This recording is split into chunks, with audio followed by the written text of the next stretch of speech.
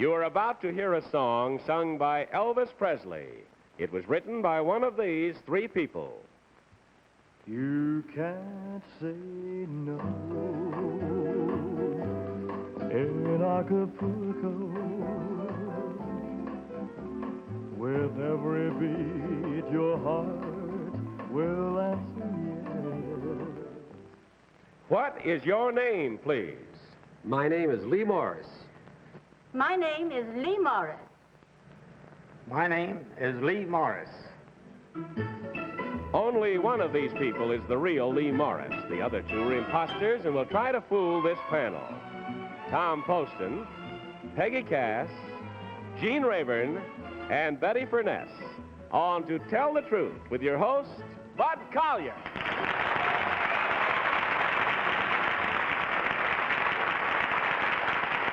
Thank you very much. Welcome once again to Tell the Truth, brought to you this week by Tristan Decongestant Tablets. For relief of colds, misery, sinus congestion, Tristan. Good evening, panel. Good evening, Bud. Hi, Bud. And a warm welcome back to you, Betty Furness. Thank you, Bud. It's great fun to be here. Kitty Carlisle I is taking think- a week's vacation. We're mighty glad we could find you, believe So me. am I. Gene? Nice to have you back, Bud. And Tom, we're all set, I'm sure, so let's open up that first envelope, if you will, and follow along with me on this first story. I, Lee Morris, am a junior high school teacher. I am also a popular songwriter, and I have written over 1,000 songs. They have been recorded by such top artists as Elvis Presley, Tony Bennett, the McGuire Sisters, Lawrence Welk, Bobby Vinton, and Frank Sinatra. Last year, my biggest hit sold over 2 million records and became the #1 song in America. It's called Blue Velvet. Signed, Lee Morris.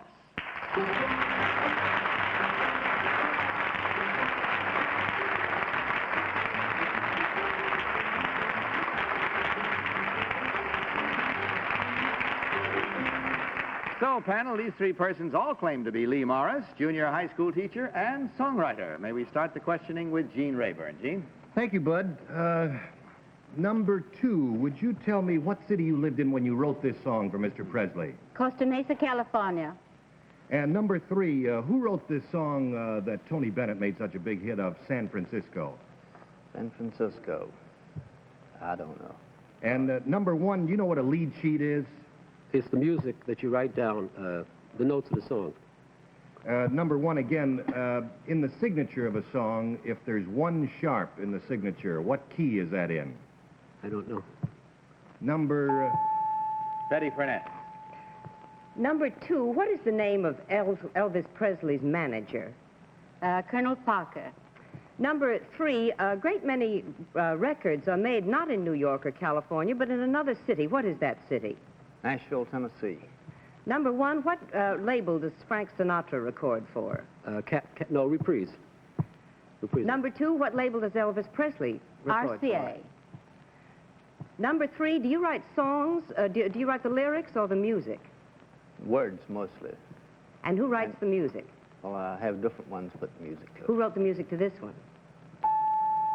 Tom Poston. I don't mean he wrote the music. No, goodness, no. Tom. I couldn't even read it. Number 3, where were you living when you wrote the song? I was down in my hometown, Wilmington, North Carolina. Oh, that's where you're from. Yes, sir. Number 3, what was that? What was this done for? This song was it done? Were you under contract or did you write it? No, I'm not under contract. I was freelancing. You were freelancing at the time. Thank you. Number 2, why do singers sing in different keys? I mean, why can't all songs be written in the same? What difference does it make? I suppose for the simple reason they don't all have the same voice. What does the difference in a key make? For instance, couldn't he sing this in more than 1 key? I don't know what Elvis Presley, what keys he can sing in all of them. I know he sings this one very beautifully. Sure does. Peggy. Thank you. Number 3, who wrote the music to Blue Velvet? Blue Velvet, Les Morgan.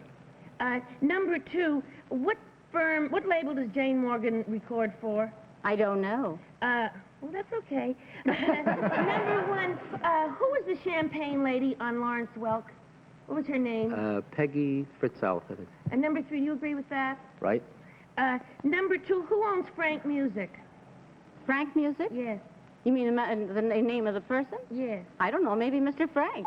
And that's all the time we have. It's time for you now to mark your ballots. So the one you think is the real one, of course. Mark them at once without change. No consultation, of course. As you vote now, please, for number 1, number 2, or number 3.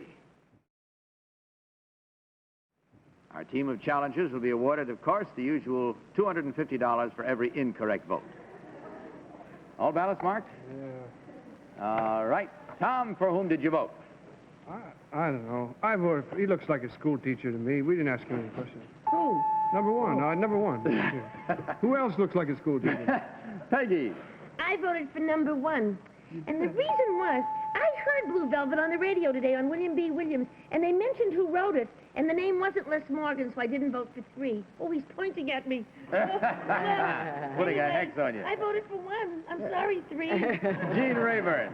You know, for the first time, I found a good reason not to vote for any of them. So I was really in a pickle. I voted for number 2. Number 1 didn't seem to know about the musical signatures, and number 3 misled me in some other way, so I don't know. I just, on a hunch, went for number 2. Betty?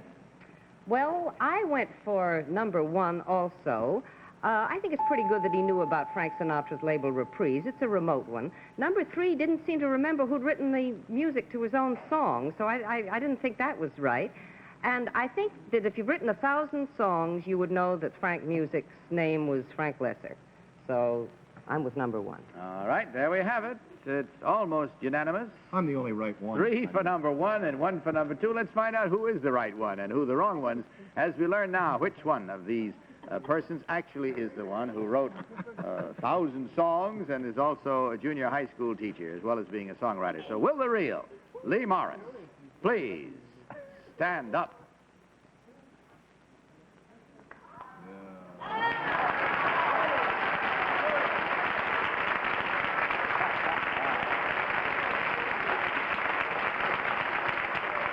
Thank you, sir, very much. Who wrote the music? They couldn't remember. I coached them.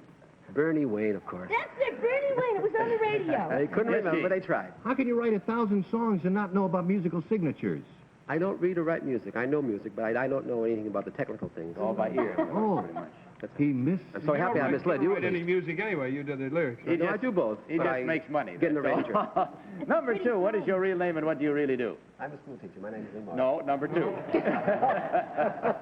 Now you got me confused. We've got you, all right. Number 2. My name is Mildred Murray, and I represent a French commercial film company.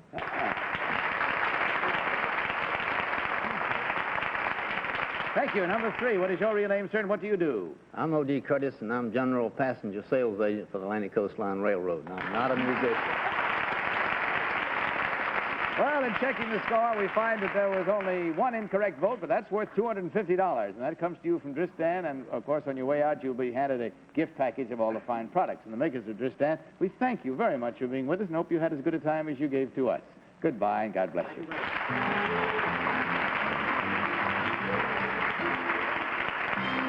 Now a word from Dristan Decongestant Tablets. Another cold, and my sinuses. How can I get through the next few days? This time, take Dristan. Hour for hour, Dristan tablets give you more medication, more relief than any sustained action cold capsule. When a sinus cold strikes, sniffles, sneezes begin. You feel feverish, achy all over. Now, Dristan dries up sniffles, stops sneezes fast, and Dristan quickly relieves fever and body aches, too. Can capsules do all this? No, capsules cannot do all this, because for fever and body aches, capsules cannot help you at all. And for sinus congestion, Dristan goes on to help drain all 8 sinus cavities, relieve pressure and pain, restore free breathing fast. That's why, hour for hour, Dristan gives more medication, more relief than any cold capsule. I'm glad this time I took Dristan. For distress of sinus colds, you need extra strength Dristan. Now let's meet our next team of challengers.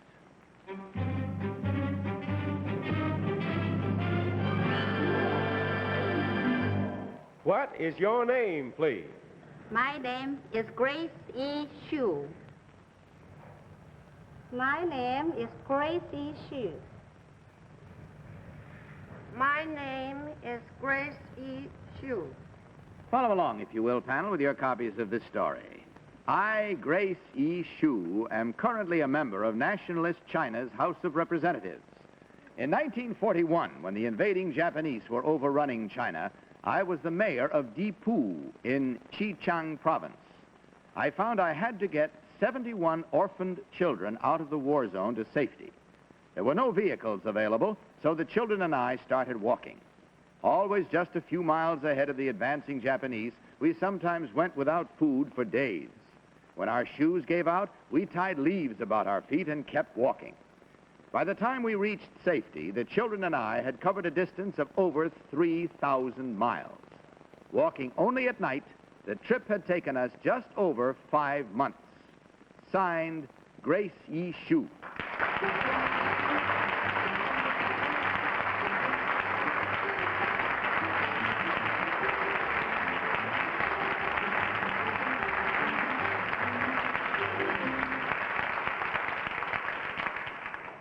Panel, these three ladies all claim to be Grace E. Shue, heroine of what I think you'll agree is a very heroic story, leading 71 children to safety over all that distance. Let's start the cross-examination with Betty Furness. Betty? Thank you, Bud. Miss Grace E. Shue, whichever is you, I'm enchanted to meet you. Number one, tell me about the House of Representatives. Are there other women serving on it? Yes. Number two, how many women are in the House of Representatives? More than 200. More than 200. Number three, how big is your House of Representatives? Close to 1,500. Number two, how old were the children in this march? The age is from 7 to 17. And were there any other adults with you, or did you do this alone? I did it alone. I don't know where to go. Tom Poston. Gee, that's marvelous. Number three, there was a man from Red China recently who was connected with the Japanese embassy, and he defected to your country. What subsequently happened to him? Do you remember? I think they were planning to send him back To Red China. Red China. Thank you. Number two, there is a lady who was once married to the governor or the mayor of some town. She runs the Chinese Gardens, I think, in White Plains. Do you happen to know that lady? Yes. What is her name? Mrs. Lee. That's right. I mean, I couldn't remember her name, but I met her. Peggy Cass. Thank you. Number three, is Nationalist China going to have a place at the World's Fair? Yes. Number two, what is the capital of your island? Taipei. Taipei. Thank you. Number one, another lady led a lot of children in China. And you know, they wrote a movie called The Inn of the Sixth Happiness about her. What was her name, please? I don't remember her name. Number three, what city in China is called the Forbidden City? Peking. Number two, what city is called the Walled City? Beg your pardon? The wall? It's city? walled. There's a wall city. all around it. Wall all around Oh, it. that's a forbidden city. Number one. Gene Rayburn. Number one, in your House of Representatives, what is the population ratio?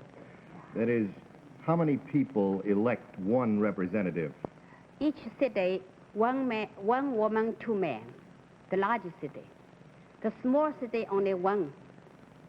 And that gives you your 1,500 people?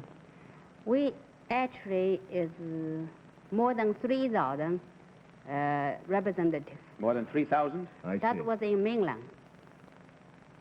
Well, I could tell which of these three ladies is the heroine if I could see their feet. Would that be permissible? No, I'm afraid not. I mean, they must have bunions that are still growing there.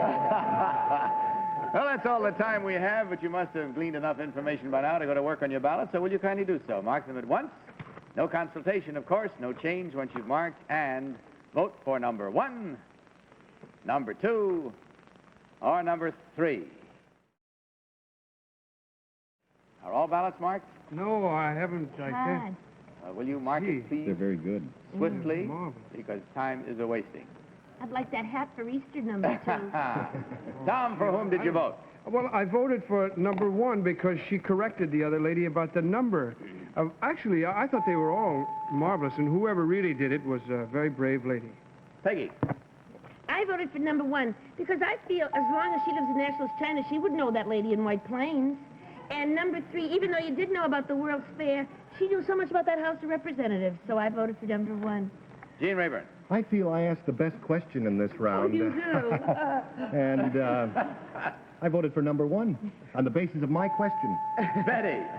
Well, I voted for number 2, and I'm not terribly sure why. I think she knows about the House of Representatives. We have to take a choice about which one of them is right. And number 3, I don't think that she looks as though she's been through that adventure. That's all. So I'm with number 2. All right, and again, we have a similar repeat of marking here. There were 3 for number 1, 1 for number 2. Let's go into our charm circle and see how we square off there. As we learn now which one of these ladies actually is the heroine of a very thrilling experience, having led 71 children, orphan children, to safety. Will the real Gracie Shue please stand up?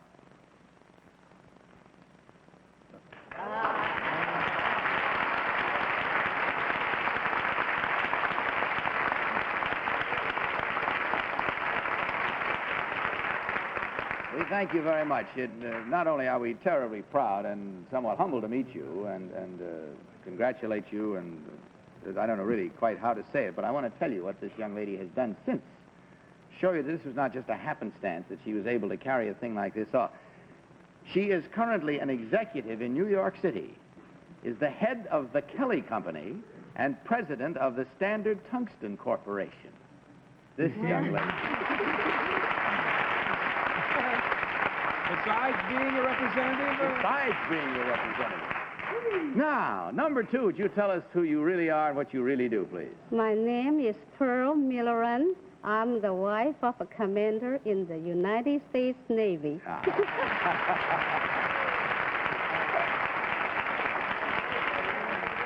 You can see she's wearing the commander's hat, can't you? Beautiful. Number 3, what is your real name and what do you do? I am Irene Kuo. I own and operate the Lychee Tree Restaurant here in New York City. Well, ladies, we thank you. And we tell you that there was 1 incorrect vote. So from Dristan, $250 and our sincere thanks. Also a package of the fine products. And the makers of Dristan, we certainly hope you enjoyed your visit. We thoroughly enjoyed meeting you. Goodbye and God bless you.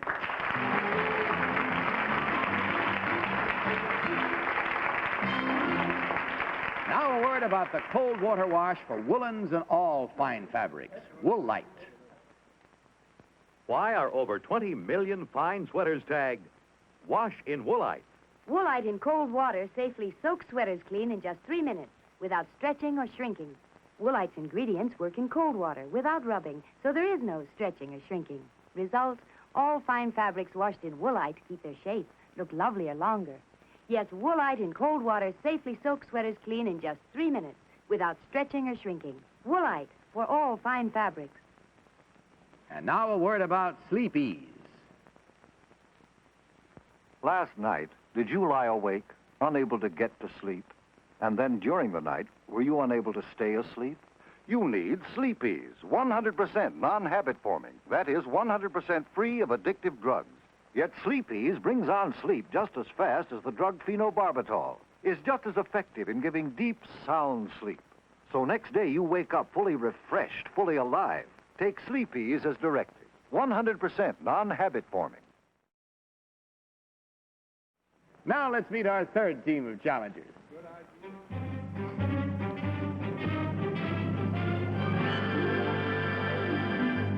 What is your name, please? My name is John Gould. My name is John Gould. My name is John Gould. And if you'll follow along with your copies, I'll read from mine, panel.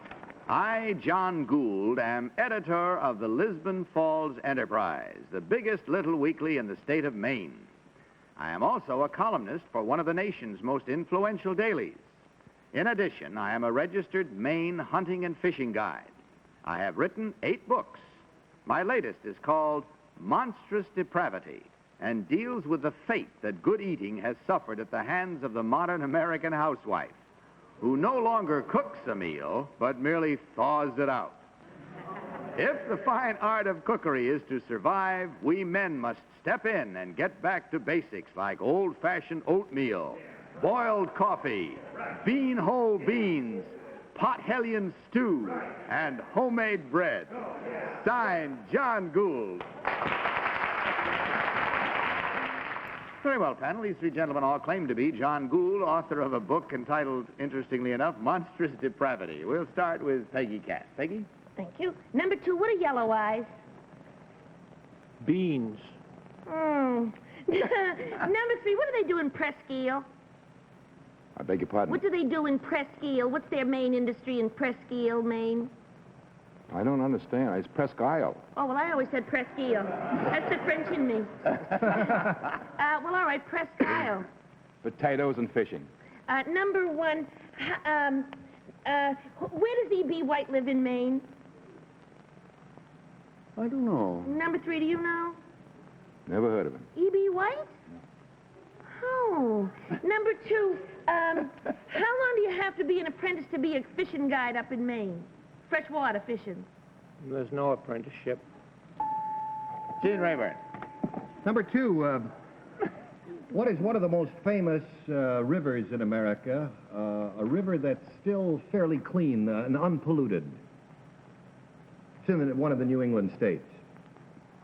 The Allegash? Number 3, can you name one in Maine, in the state of Maine? Androscoggin. Number 1, which is larger, an M quad or an N quad? An M quad. M, I like your enunciation. Number 2, there's a very large newspaper, physically large newspaper in one of the New England states. Do you happen to know which one it is? I mean, when you open it up, your hands have to go out this far to, you know? No. Number 1, do you know? Wall Street Journal. Betty Furness. Well, Betty. Number 1. It's printed. Did you mean, is it printed there? Or maybe I should have asked you. Well, he hasn't any more time, so he can't explain. We'll have to go along to Betty Furness. Betty? Number 1, will you marry me? Answer the question. I love it. Number 1, for what is Ogunquit famous in the summer? Playhouse, a summer theater. What's the name of the big hotel in Ogunquit?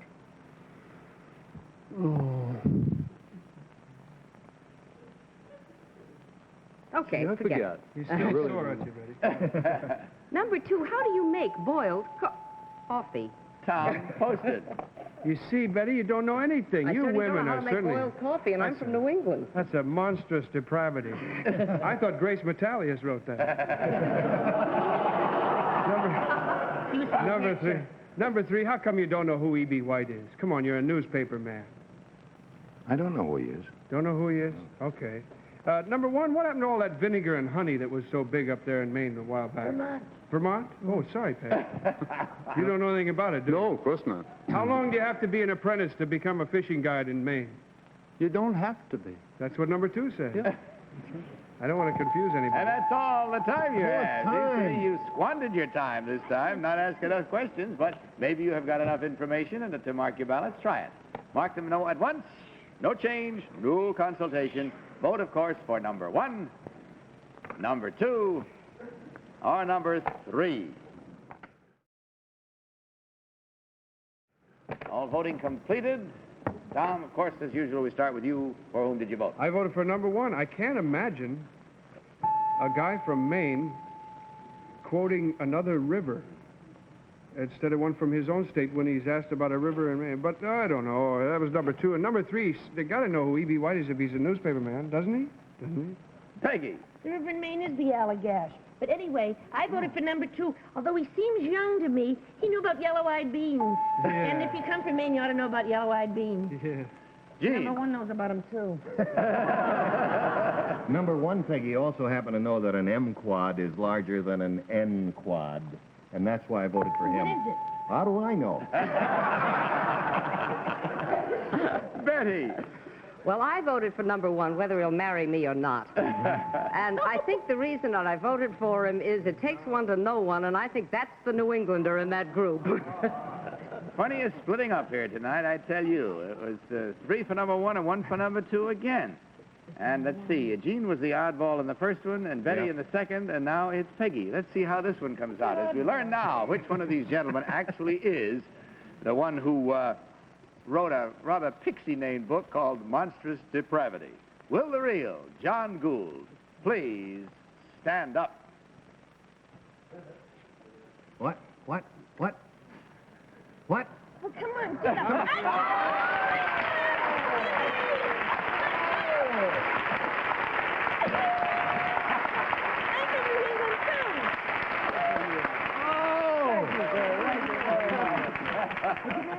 Oh, my, very good. Number 1, what is your real name, sir, and what do you really do? My name is James Blunt, and I'm a service representative for the health insurance plan of Greater New York. And number 3, sir, what is your real name, and what do you do?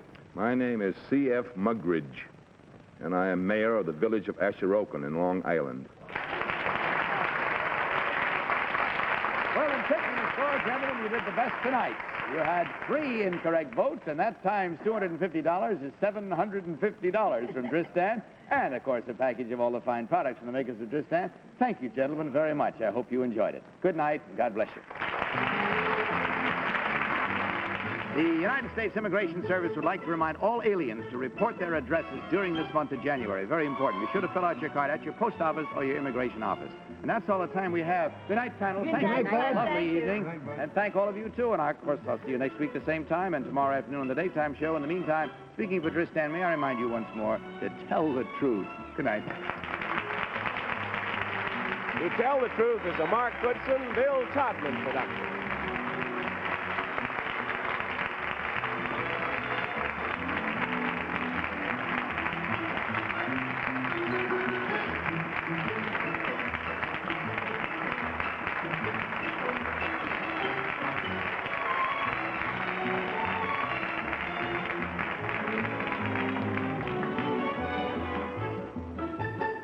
Tell the Truth has been brought to you tonight by Dristan Decongestant Tablets for relief of colds, misery, sinus congestion. Dristan to help drain all 8 sinus cavities. Dristan. Johnny Olson speaking. For To Tell the Truth, this program was pre-recorded.